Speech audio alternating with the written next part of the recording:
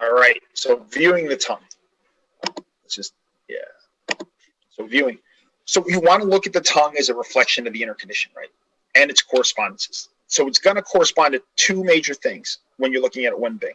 What level the pathogen is at, but then also what is the condition of the organs. So we're going to look at this in two ways. You guys know about the general tongue idea of in the front, you have the organs in the upper body, right? The heart and the lungs behind that. On the sides, the liver, gallbladder. And then in the middle is the stomach and the spleen, right? In the back are the intestines and the bladder and the kidney. That's common.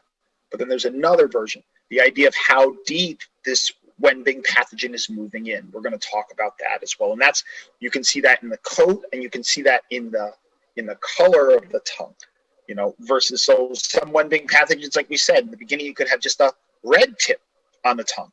But as this heat moves in, you start to see that the sides become red and that the sides and the top of the tongue and the sense of the body along the top becomes red. This is a sign that that Wen Bing, that heat is starting to move inside, right? And as it moves inside, it's going to create more heat, and the tongue is going to get redder. So these are things that we want to look at in comparison. So this is a really important one for the Wei, Qi, Ying, and Xue levels, right? So we'll start with the most exterior. The edges of the tongue and the tip of the tongue represent the Wei level, right? So they represent Wei Qi. They represent the Wei level. They represent the idea of a pathogen coming into the exterior, and right in the beginning, right in the Taiyang level, right, that we talked about in Shanghanlun. This is the one where they feel chills and they feel some fever, right? They might feel they are feverish, but they have chills, right? This is its first onset, right? You're going to see if it's a hot pathogen, if it's a Wen Bing pathogen, the tip of the tongue and the sides of the tongue can become red. In the beginning, the tip can become red, and then it can spread out through the sides of the tongue. In today's day and age, you'll see a lot more people who walk around without an external pathogen being in excess, coming in, and the tip of the tongue is red. That's because of yin deficiency and a lot of heat in the upper burner, right? We call that in Chinese shanghuo, right? Upper fire. It's not a term we normally use in school, which is something I wish we did learn. It's more of a vernacular, a common vernacular. People, for example, who have rashes that tend to occur, they tend to get breakouts on the face, or they tend to have allergic reactions, maybe they get nosebleeds. All these ideas of heat in the upper jiao that could be happening on the face or the upper body or on the skin. This is this idea of shanghuo, right? Shang is in upper and huo is in fire. And so you can see people who walk around with this. Now, so if they're not having a pathological, you're not feeling Wen Bing pathology in the pulses, you're not hearing about Wen Bing pathology from them, and you're not seeing it as symptomology, then just because the tip of the tongue is red doesn't mean that they have a Wen Yi, right, or a Wen Bing. It's only if it comes in conjunction with all of the other symptoms.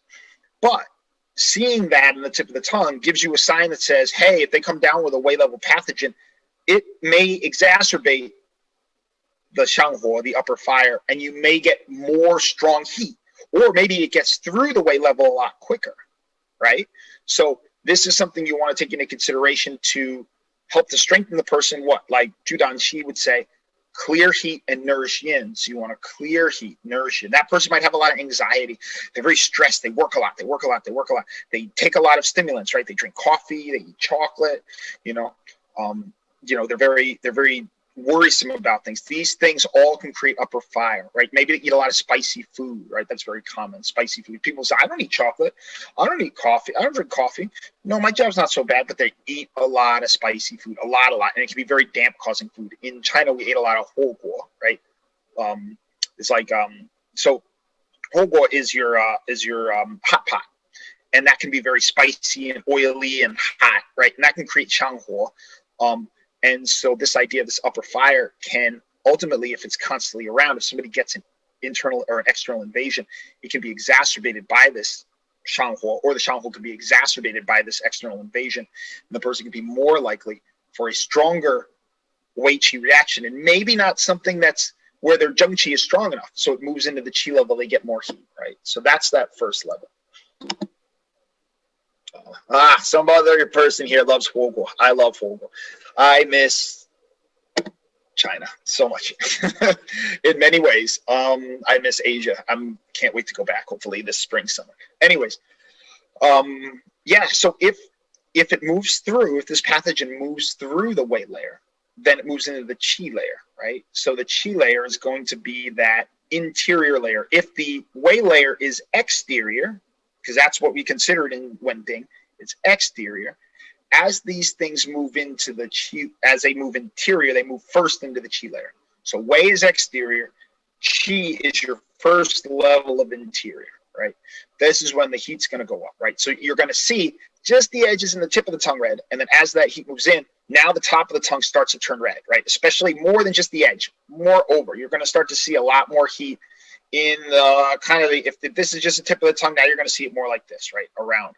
And so it's going to start to move in. Your tongue is going to start to turn more red, right? Then behind the qi layer, you're going to have the Ying layer. Now, the qi layer, you're going to have a lot of expression of heat. You're going to see heat on the tongue. And then in the Ying layer, you can start to see a lot of dryness. You can start to see a lot of dried tongue coat. You can start to see a lot of vacuity, heat vacuity on the tongue, heat deficiency, or deficient heat, I mean, and yin deficiency, right?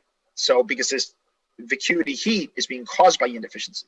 And this is going to be just in front of the blood layer. This is the furthest back, the furthest inner on the tongue. Now, when it enters that, normally the whole tongue turns crimson. It's not like you're going to see, oh yeah, on the middle layer it turns red. No, the whole tongue by that point, the whole thing is really dark. You're going to see the tongue go from kind of red to more red to more red to more red to dark red to crimson purple, blood stasis, purplish black, heat that's just turning everything, just destroying everything, desiccating everything, and then creating blood stasis. So that's that idea. And you can also see the same in the tongue coat. The more exterior, as things change, the more heat as that coat starts to turn more yellow coming in. And then the same thing, and as it gets to the center, the more it is, the more heat starts to bind in the middle, in the areas of the qi, the yin, and the blood level. The more that coat is going to start to dry out from the center, it's going to turn brown and start moving outwards in a brown color. You can also see in patients who you treat, as you clear heat, if you guys, I think I don't know if eLotus has the case study I did. If they don't, I will make sure they get it so they can put it up there. You'll see that the patient on the second day of treating COVID, the one I did the case study on with all the pictures, her tongue, the tongue coat started pulling back and it became white along the edges. So this is the idea of what? Clearing heat in the wei layer, out thrusting heat, clearing heat out to the surface. You start to see that as we're cooling her, she started cooling from the outside in, right? Because you have to clear heat on the surface so the heat inside isn't trapped, right? So you have to open the windows to clear these things out, right? So you can see the tongue coat oftentimes will change from the outside in pathologically if it's an external invasion. But then at the same time, when you're treating that external invasion, it'll also start to change from the outside in as you're clearing the external layer, then the next layer, the internal layer can go, and then the next layer and the next layer, you'll see that change in that direction as well.